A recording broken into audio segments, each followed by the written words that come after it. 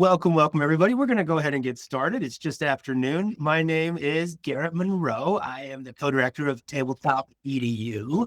And welcome to Fellowship Fridays. This is a program we started recently, and it's just a free, open forum kind of space we're trying to create and invite guests in our field of applied educational tabletop role-play games. And sometimes we just do workshops or special topics. Today, we're joined by just an incredible guest and academic. Dr. Susan Haarman is here. And I've been hyping this all week on LinkedIn, and it's just been a blast getting into all the details and getting folks excited about it. So I'm just going to start with just a little bit about TabletopEDU, and then we're going to get right to the conversation quickly.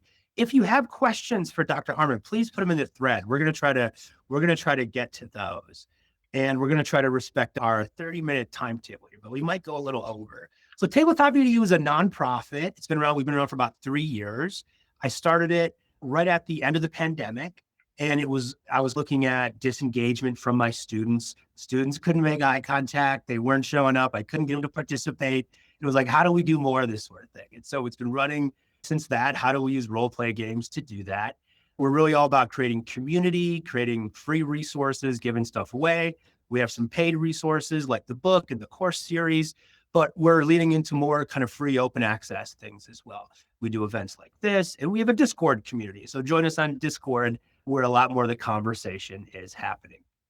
I just want to share this snippet. This is our integrated framework that we put together in the book we crowdfunded about 2 years ago on Kickstarter. Many folks here in the room actually contributed to that. Thank you.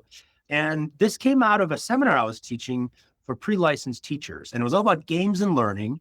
And we were looking at all this wonderful research on role-play games and teaching and learning, but we didn't find a single kind of overarching view of the many benefits that we see these sorts of games offer learners. And so we wanted to create this integrated framework. And so this is one of the key pieces, the centerpiece of the book. And we offered 6 spokes on the wheel. And just recently, I revised it with this draft, which is inspired by Dr. Haarman's research, which is this idea that playing tabletop role-play games actually creates better democratic citizens. And so we're calling it, for now, the Democratic Civic Agency domain, or the tiny public at the table. And I'm sure Dr. Haarman's going to tell us a bit more about that. So right now, this is just an infographic. We have the full article I'm going to just put out there next week. So watch out for the full article on that. It's getting a little unwieldy. So if you have thoughts on a better way to present this, please do let me know. All right, let me admit a couple more guests. And let's get into the topic at hand. This is timely in many regards, not just because of democracy in the West and all the things happening in the US right now, but also because of this fantastic new book, TeachRPG, which just came out. It was a week or two ago, I think. Yep, hot off the presses. Yes. And it is available on Amazon or Routledge. There's 9 chapters, and the applications are from K to 12, all kinds of great stuff. Susan edited this volume. It's the 2nd edition, so there's a first volume in this. And Marianne, our co-director at TabletopEDU, Marianne Cullinan, also authored the first chapter. So let's get into Dr. Haarman a little bit by way of an introduction, and then I'll turn it over to her. She's the editor, as I said, of the volume. She's the author of just a really fascinating dissertation, along with some other papers, called D and Dewey. I posted it in the Discord. You can check it out. It's actually readable, unlike a lot of dissertations. Thank you. That means a great deal. She is on the editorial board for the International Journal of Role Playing, who also just released, maybe a month ago, the most recent edition. Really interesting stuff in there as well, from a lot of folks over in Sweden and elsewhere at Uppsala. And she's a licensed therapist, which I've just learned. And I have one more factoid I need to ask you, and this is unconfirmed, but please deny this rumor.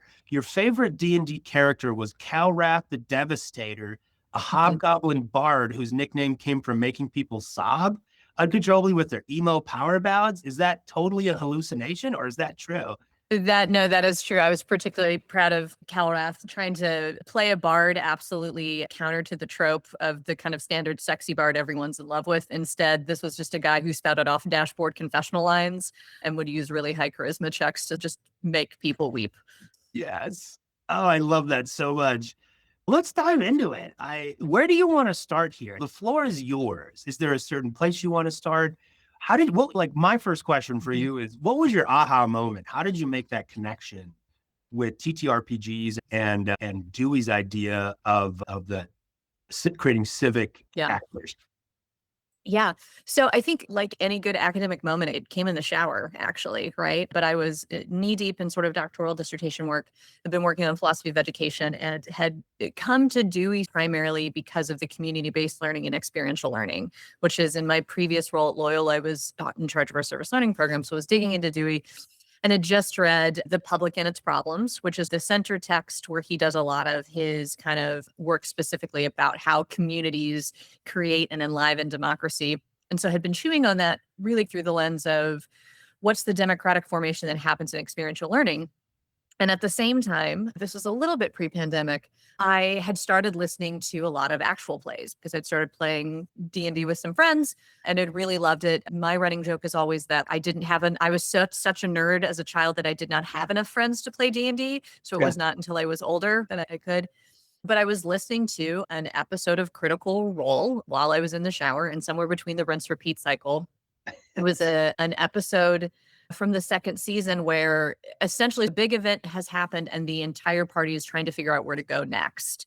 And they were really like, all right, you want to do this, but I also need this. And then we have this other framework is happening, but that we're walking through like trying to understand the perspective of if we do that's going to be pretty dangerous. And I can envision that this is occurring. And I was like, oh, they're doing dramatic rehearsal. I'm listening to a group of people come to consensus and go through the process of coming to consensus while also enacting dramatic rehearsal, which is something that Dewey talked about as being really essential in terms of decision making and its formation and the rest of it. And so the coin just dropped to me there of is this is the closest thing that we have to the real guts of sort of the civic formation of skills in a real enacted way in a low stakes environment that people can actually engage in that still feels real to them. And so from that, I think I started just diving really deeply then into tabletop RPG spaces. And Garrett, I'm sure you run into this all the time too, but I will every now and then someone will come up and I think they are being very revelatory, right? When they're like, hey, did you know you could use games to teach? And you'd be like, I did know that actually. Yes. But thank you so much for that. I get it on the therapeutic end as well, right? When folks are like, hey guys, I'm being a real revolutionary here. This happened at GaryCon, actually. I talked to somebody who was just, could you imagine a world in which the medical system saw value in people playing RPGs? And I was like, there's so much ink. There's so much ink, my brother in Christ. I need you to go on Google Scholar to see what has been spilled on this. But I love that you are coming to that conclusion and how do we bring you in, right? And so I hope I wasn't too obnoxious on it, but when I dove in and saw that like already folks were doing a ton of scholarship around the deeply transformative properties of the games, Yes. where I saw a little bit of a leaning edge. And I think the field as it interconnects with learning, especially with analog RPGs, I think we've gone leaps and bounds in the past 5 years. Like we're Yeah. really plowing the field.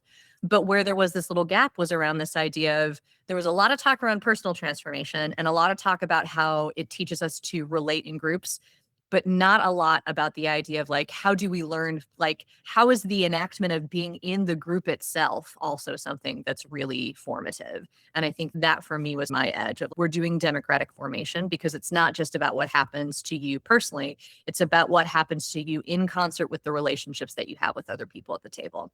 And I think that's what really distinguishes us from, and again, folks who are doing LARP research are doing great work around that, but Yeah. it is a little bit more distinctive.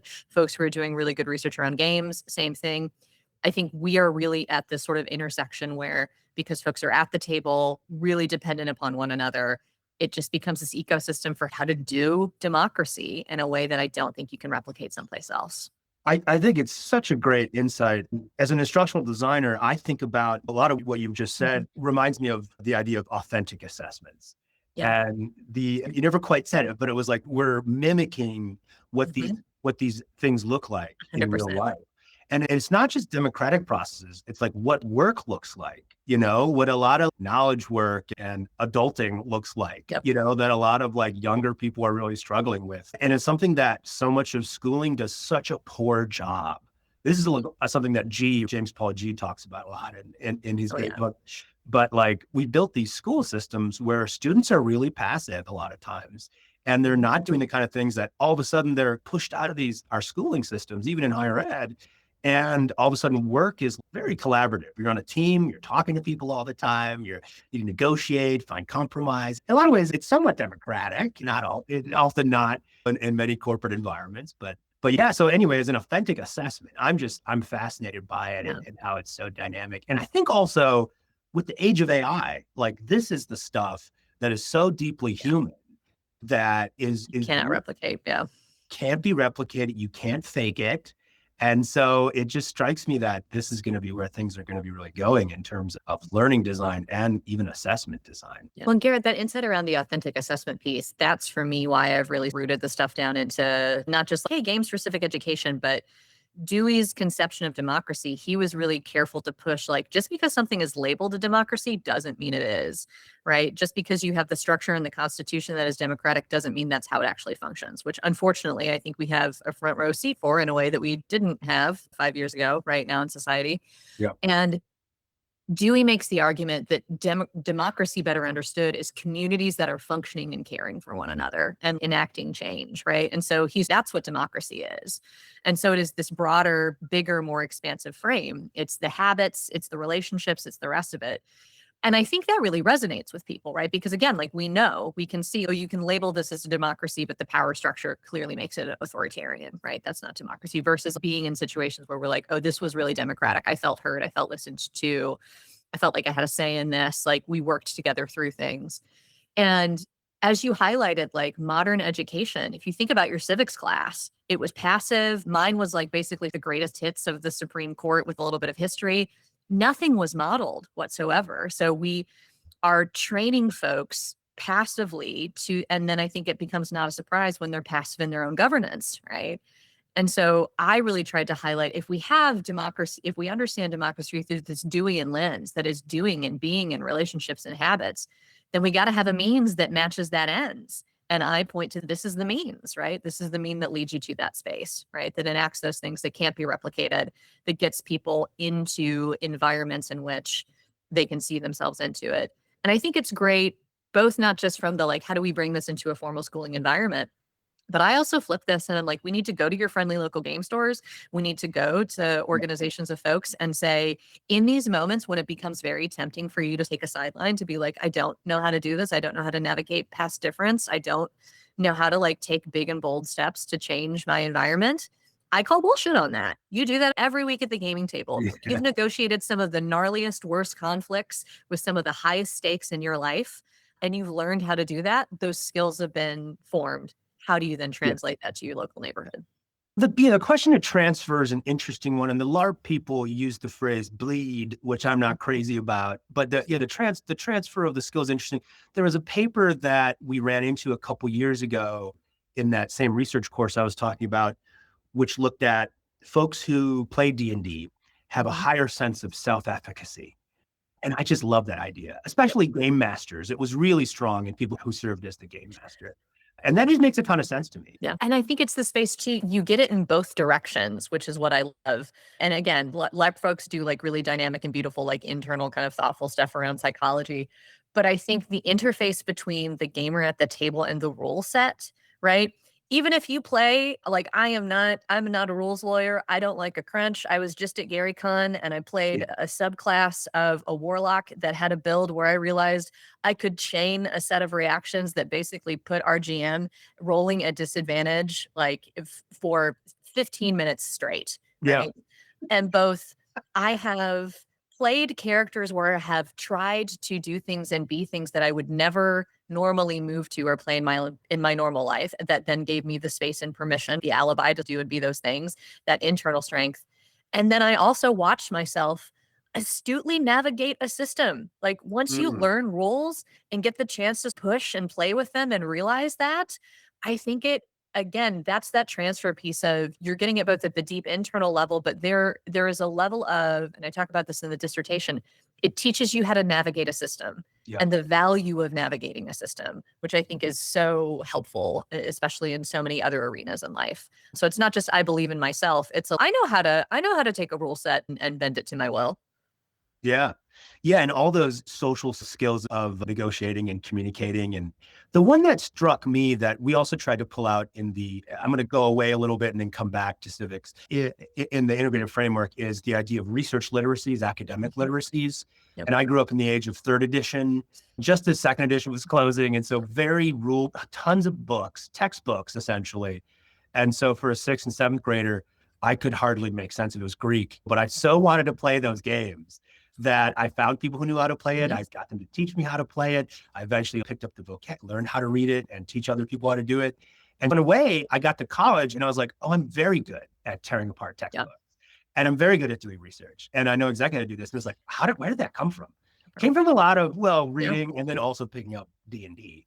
And so I really try to draw that out. And the research on how playing games like Dungeons and Dragons build academic literacies is beginning to emerge, but it's not nearly as strong as socio-emotional skills in some of those other spaces. But we're working on that. Yeah. Well, and I think there's a space too, right? I think you gave such a perfect example of I played with people who taught me how to do that, right? Like when we go back to, again, whether it's Etienne Wegner's work on communities of practice, right? James G's learning communities. Like I think there are really ways in which a good table, if you're playing with people who have a good heart to them, that's why I love con games. You will watch folks who've been playing for years just lovingly kind of walk folks through how to play and also take value in them and be delighted. The joy of having a new player at the table is they don't know what they can't do, and vice versa. You have experienced players who can really walk someone through let me lay out the logic chain that you need to understand. Here's how action economy works. Here's how you can play around with it. I think it's a really beautiful window of what thoughtful learning environments can continue to look like. I wanted to come back to some of your building on that. In your dissertation, you talk about some of these adjustments from traditional kind of tabletop RPG wargaming and shifting away from the martial frame or the frames of violence and so forth. And you also talk about, wasn't it the case that you mentioned different types of kind of archetypes of playing?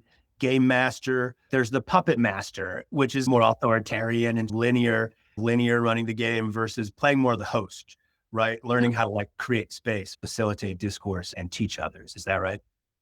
Yeah, there's a little bit. Some of the typographies in that I borrow a little bit from a chapter of Philosophy and D, but actually as a promo for volume 1 of Education and Analog Role-Playing Games. Volume 2 is really like brass tacks, like on the ground getting into classrooms. Volume 1 is on kind of theory and pedagogy. Because what I highlighted is the first volume in the series, like we know these games work, right? That's not a question anymore, but I don't think we've done necessarily a good job of saying, okay, this is why, right? Here's the linkage to pedagogy, here's the theory. And I spent some time sort of drawing connections between what John Dewey highlights in a good teacher and what makes for a good GM. And that mix of a good instructor is going to figure out what their students are interested in, where they're driven, but there is a level of structure that's necessary. And I think a GM similar to that sort of Deweyan image of a teacher is not just, okay, everybody have fun, and then chaos ensues, but rather is doing a lot of directing, but allowing for a ton of space for self-direction. It's really recognizing and thinking dynamically about, okay, you all have shown me you're really interested in this village. I had something else entirely planned for us. So I'm going to take a 5-minute break. And when we come back, you're going to have a whole geopolitical ecosystem to dig into for this village to help save them from the mafia plot that's plaguing them because you care about these villagers now. And that utility and flexibility that's there. Yes. We wrote a little bit about that in using Barab's framework of the transformational play, thinking about creating players with intentionality and being responsive to that. And you need to, and this is I think it is challenging. It's a different way of doing instruction and bringing in tabletop role play games, especially these full systems. And there is this taxonomy that we didn't address very much. We didn't really address much at all in our book, Adventures in Teaching and Learning, TTRPGs. It was that we were really talking about traditional, at least I was, more traditional games like 3rd edition, 4th edition, 5th edition, and versions of those, versus more recently, we've been talking a lot more micro. So there's just so much prep, and there's a skill set of playing that facilitator role or that host role that a lot of instructors are not experienced at. And so this is a reason I think also where, unlike a lot of tech-based games, digital games, which have been around for a very long time, which are often much more plug and play, right? They're easier to scale in many ways. This space has just gotten a lot less attention, Yep. I think, and there's a lot less money in it. Let's be honest. There's Oh, yeah. definitely like a profit motive. Like a lot of that research behind video games and learning that came out in the early 2000s, tons of Silicon Valley Poured into it. stuff. And it's an awesome site for research, lots of data. We could plot it, great. And this is a messy space for research because it's harder to collect that data because it's performed in live. So there's structural challenges here, no question. Yeah. And the minute that you start observing it, then we get the Schrodinger's factor of it changes, right? Like Yeah. I think that's a piece where I'm running into with a grad student's dissertation I'm directing right now, is he finally is just, I don't know that I can observe these groups because it's going to change the dynamic, especially about what. But no, to your point, I think the micro games really give people that taste of like, how do I use these methodologies and think about them in the space, right? And leverage that specifically, which I think can thread the needle about if you're in a formal classroom, if you're in a formal classroom, and then I just saw in the chat someone being like, oh, what is this? We're playing games now, rather than here's this dynamic learning activity.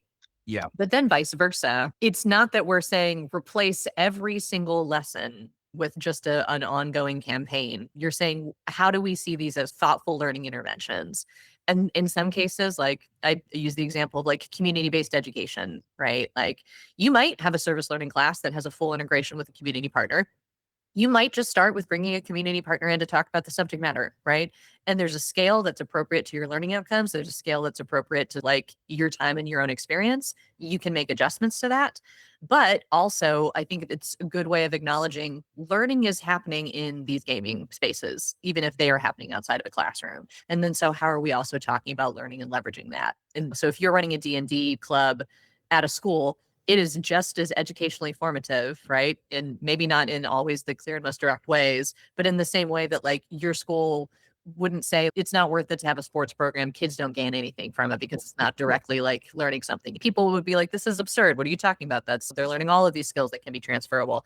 It's the same thing, right? There's sets of really essential skills around learning that are occurring and happening there. Yes, definitely in America, right? That a sports industrial complex, man, the amount of money our schools pour into sports is exactly absolutely wild. Yeah, I was going to say just on that point, because that was one of the questions. I was just looking at our chat. The phrase I like to use, and this is more of an instructional design phrase, but it translates pretty well in higher ed, is scenario-based learning. And that's its own kind of little thing. But scenario-based learning is something that seems to be a foot in the door with people who haven't been in this space. Simulations, right? That's the other one. Yep. So there's different ways of talking about, I would often not even talk about it, just an intervention, a different type of activity. We don't even have to make a big deal out of it. We're doing something a little different here. Yeah, so we're down here at the end. I'm looking for, it looks like a lot of these questions, people are chatting here. We're answering our own questions. I love the idea of the researcher's blind. That's hilarious. You'd have to get consent. That's the only thing. But yeah, I think comparing gamers to wildlife is not the worst. There was a great paper. We linked this in the Discord recently that Foundry 10 published, and they had audio recordings and they got permission to record middle schoolers playing games. Some of Marianne students were actually in there. They did some really cool research on that, and they coded responses over time. I was thinking a cool methodology would be to find live play recordings that have done live plays and look at those over time. If we could find ones that have been just posted publicly on YouTube, that's public data. And if you could find like this sort of natural experiment of groups who are recording and posting their live play over time, particularly of a certain age range, you could really look for what's changing over time. That'd be a really cool approach. Something I'm saving for my doctoral program. I'm starting in a year, starting back up. So we're coming down to the end here. Where do you want to leave us? We haven't gotten to all these questions. Yeah. Is there something on your mind? What are you working on? Where are the gaps? What do we need to do here? Yeah, a couple of things. I think one, just to say, like the environment and the scholarship around this, it's getting bigger and bigger, right? And just to say, and also, I don't think you can find a more warm or welcoming environment when it comes to scholars and scholars who are transdisciplinary and really believe in that. And so one, to just say the water is great, jump on in, but also if you find yourself sitting on the edge being like, I don't know, because I see a lot of psychology and I see a lot of teacher ed, but I don't see a lot of X, like bring that, right? We are a deeply interdisciplinary field, and the field is enriched by bringing that in. So bring your stuff and come into the conversation. I think, especially from the educational space, right? I think we are always going to get hit again with that challenge of, I don't have time for this, or I can't sub out, especially at the K through 12 level, I can't sub out state curriculum stuff for a gaming campaign. That's not possible because of supervision. So I want us to always be thinking about, like, how are we talking about the educational applications of these games, both in formal schooling, but then also not, because it also speaks to, we have this illusion that people stop learning, right? That like people stop wanting to learn, or they stop learning skills. And so that Or would be my they stop wanting to have fun. Oh, exactly. Right. Don't let adults Yeah. play. Yeah. God forbid. Like we would never question the value of play in the life and development of a child. And then it's like you turn 18 and all of a sudden magically that's just not useful anymore. So I think my push on the field has been, and that's a challenge for my own work, because sometimes people will be like, okay, so what's the civically designed, right, engaged module to plug and play? And then I'm like, I don't have one, but what I'm saying is, how did these fields get built out? But for us to be both thinking about what's happening in the classroom, and also like, how are we leveraging these spaces where gaming is rich and happening for learning? And maybe that might be some thoughtful self-reflection of, ooh, how do I think about how I've changed? Like, how do I think about where I go from that? How do we leverage that? But then vice versa, how do gaming communities think about the skills that they want to enrich and invite into, right, like their players? I think especially independent gamers or independent game designers think a lot about, Avery Adler has talked about this before, like how am I designing to get you to think about empathy more broadly? How am I designing this to get you to think about the consequences of a community and how they live with it and through it? And so just for us to really be reminded of the holistic approach broadly about education there. On my own end, we're hopefully going to launch a call for volume 3 pretty soon here, that's going to be focused really directly on how these games are used around writing. And so whether it's in a writing classroom, whether it's building up writing skills, but just recognizing, especially, right, as some of these solo journaling games have just popped all the way off, I feel like I'm seeing writing instructors and writing instruction do really cool things with games in the classroom. So if there's any kind of intersection between, again, writing or things adjacent, pop up in the Discord, grab my email, and then I will let you know as soon as we drop that call for papers. Because that's an area where I have less expertise in, but I'm smart enough to know it seems like a lot of really smart people are thinking about it. And so we need to get that out there. Wonderful. Oh, that is so exciting. And thanks for being in the Discord. It's exciting. I still get excited. Look, there's some big names in the Discord. It's fun. Deb Fuller gives a +1 shout out to solo journaling. Yes, that space is just blowing up. That is fantastic stuff, especially a lot of younger people. This is what's crazy is young people are so into this stuff these days. Yeah. I just love it. And then Matthew Daly had a great question. I'm going to bring this to the Discord because it's a big one. What can I do as a game designer to encourage civic dialogue among players and readers? I want to prime my audiences to think more critically about social, political, and environmental factors. Yeah. There. Go for it, Garrett. Oh, you're going to have a much better response. But I was going to point a paper at that one. And there was a great paper in that recent journal from the International Journal of Role Play Studies from 3 Irish academics who published a game with anti-authoritarian ideas. And the Vice headline would be something like Marxist academics infiltrate popular gaming books. It was fantastic. And they said, could we bring in kind of countercultural ideas into a popular game book? And using stealth research, and they found they could. And so by intentionally designing a game with those themes, they could get their players to think about them critically. They found that to be the case. So anyway, there's much more details in that paper, but that's all I had to say there.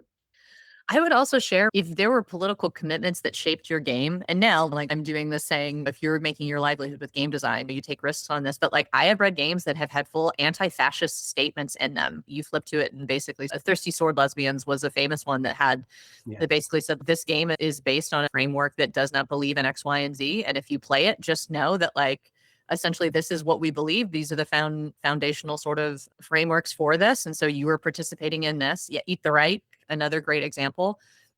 And I think that is a way to get someone who would want to just really put up the flag of don't use this for evil, but then also someone who just might be like, yeah, I want to kill some vampire Nazis, right? Then all of a sudden is reading through the front and they see something that says something along the lines of, no, like people were constantly and continually resisting. So we are not going to pretend like they didn't, because that is important. And all of a sudden you watch a coin is dropping on how someone's American history class formed them to think about World War II and resistance and the rest of it, because you put something really thoughtful like in your game about the commitments that shape it.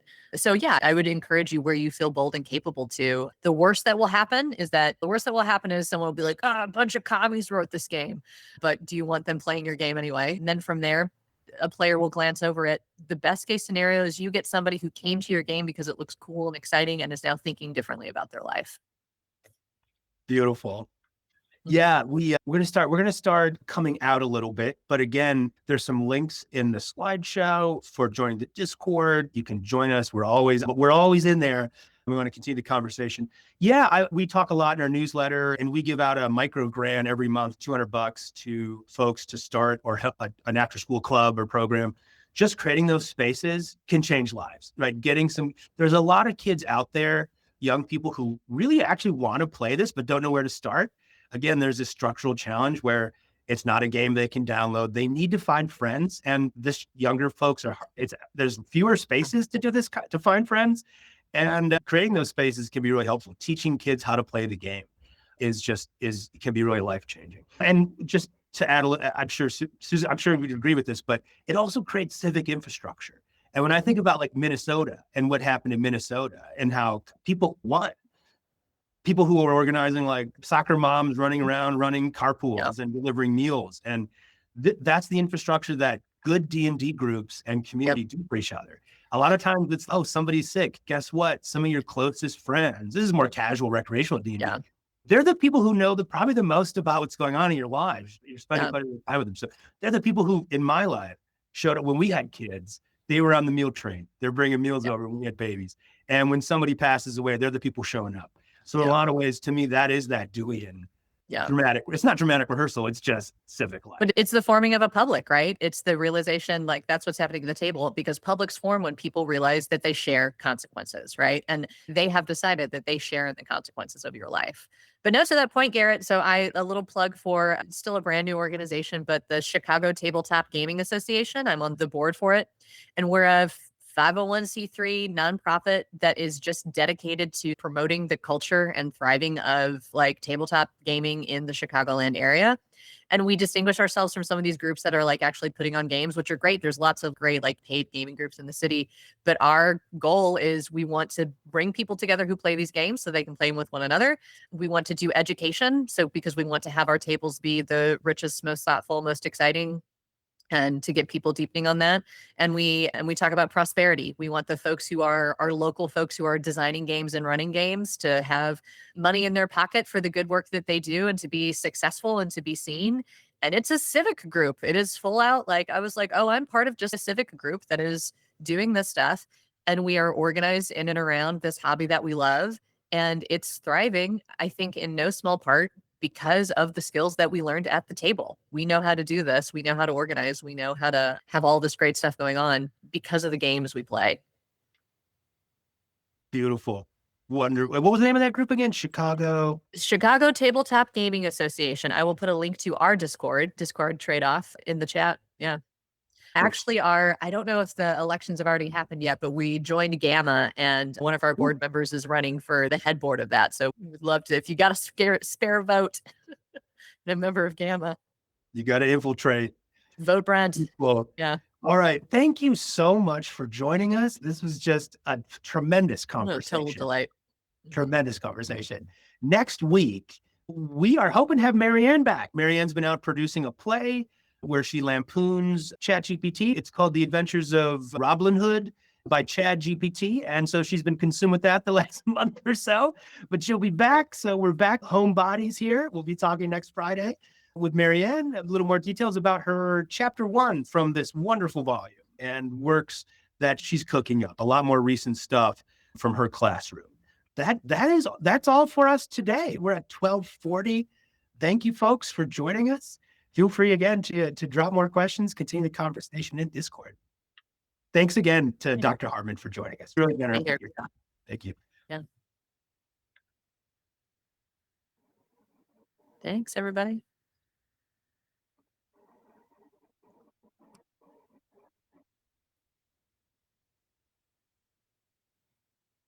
So, do you think to benefit from your research, Is it sufficient for us to just run our own games?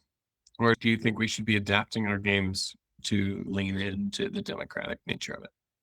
Solid yes to both ends. I think there's the biggest thing is also, like, I didn't get a chance to talk about this. Dewey talks about the fact that he believes any change has happened when people form what he calls publics. And essentially what that happens is the root of that is common consequence. And so I think if your game is establishing and clarifying for folks a sense of common consequence, I'll shift things a little bit here. I apologize, folks. I've got a cat in my lap who's just perpetually like pushing the laptop farther and farther from me. So I think some of it is on the smaller game level. Do the games encourage consequence and understanding of consequence and shared consequence? I think where people, and not everything needs to be the most educational. Education, I think, happens, which is another doing thing, right? We're forever learning from different circumstances. But I think a lot of games that are maybe just, yeah, a nice time and not necessarily like super transformative, it's because it is just primarily about yourself.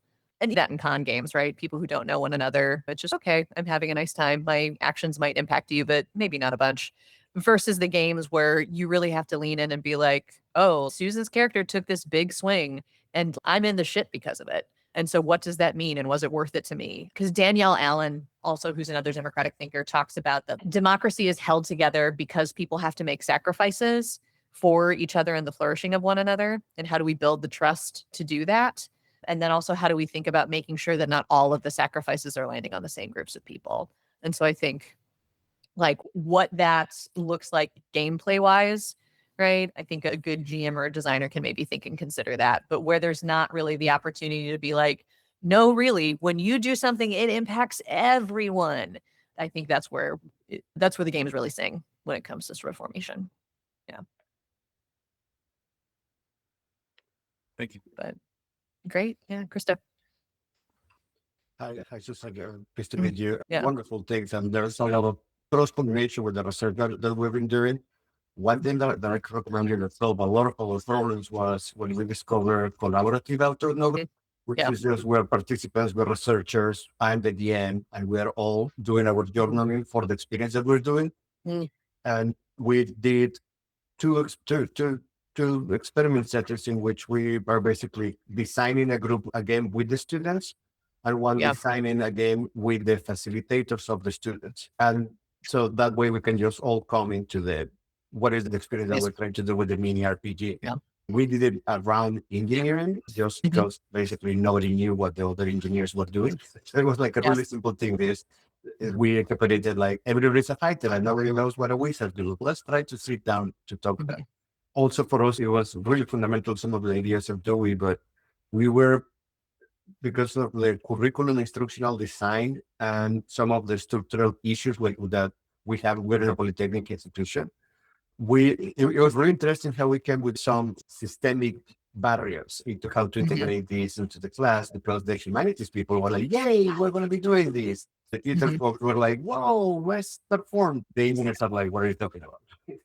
So this silo structure and how to break the disciplinarity for us was quite interesting too. We take the place by creating a place where everybody can come. It's no longer a classroom, it's a center. So now everybody comes into kind of this neutral ground. And we observe something that was really interesting that you briefly mentioned, which is when the student is going to take a class, he doesn't want to be there. But when the student is going to play, he wants to be there. He wants to be there. Right. So we're like, how do we flip that? So we just did it as an interdisciplinary play where we're going to be playing with the education. And there's some of things that are really interesting on the work that you're doing. But the question that I have, we came with a problem, which is the mini RPG doesn't really get the experience, right? It's so small. And also we cannot observe campaigns, or nobody can deploy campaigns, right? In your case, you were just thinking as interventions and, I don't know, 2-3 sessions during your class and that's it? Yeah, I think it really depends. And I would even say I've almost moved farther away from, I'm thinking about, because especially with civic kind of education, it is this thing where we do all this sort of like preparatory work for citizens. And then actually once they reach, at least in the States, right, you can't vote until you're 18. All of your civics education happens before that, right? And then you hit the sort of like you hit the age at which you can vote, and then you're in the wind and we don't care about you anymore. We're just, okay, hopefully you know how to be a good citizen. So I think I almost even think about more about like how are games forming and shaping folks in these environments. I think to your point about it's that same element of the mini games are so small, they're just these little drops. The larger like through lines or thread lines, those get hard because what content are you then giving up at that time?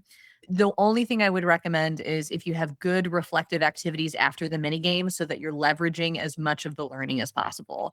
And if that's in space, I think that's important. I think sometimes people will do a game and then not do, and this is just like good broader experiential learning theory, right? If they don't do good reflection, the learning doesn't connect for students, it's not integrated, and then it goes into the ether, as opposed to a student being able to be like, I know we only did that this one day, but it was really impactful for me. And I know that because I spent some time reflecting on it to, again, I think integrate that. I actually have to step out pretty soon here, but I'm going to drop my email in here. Let's hear. Yeah. Oh yeah, no, and to the point too, yeah, I'm not political, et cetera. No, and I think this is where it's just like getting people to think about, like life is political, like life is civics, life is action. But no, I think Christo, to your piece of, I think we are forever going to be in that bind, right? And that's with any learning intervention, right? Any active learning, people are like, I've got content to cover, right? Like we're chasing the demon of content. And so I think some of it is leverage the hell out of the time that you can get. And if that's still even after like good reflective practice, after it feels like it's still not doing enough, what's the scale, right? Do you play a little bit with, if we did it 2 sessions in a row, we saw a lot of impact, or no, actually what's more helpful is if we did it 3 weeks, right? Some time in between. Yeah, we started implementing it. We were giving them extracurricular activities points. So then faculty are willing to try our intervention. So we have a group of 4 faculty that see them, I don't know, first year, second year, third year, but they're all implementing, and that's where we're currently doing the campaign. Yeah. So, no, I love it. Yeah. And we build it. I think we're in an exciting new field that we are building the plane as we're flying it, and we'll figure out what's working and what isn't. Emails in the chat. So great to be connected. Let's build this field. Let's do it up. All right. Thank you so much.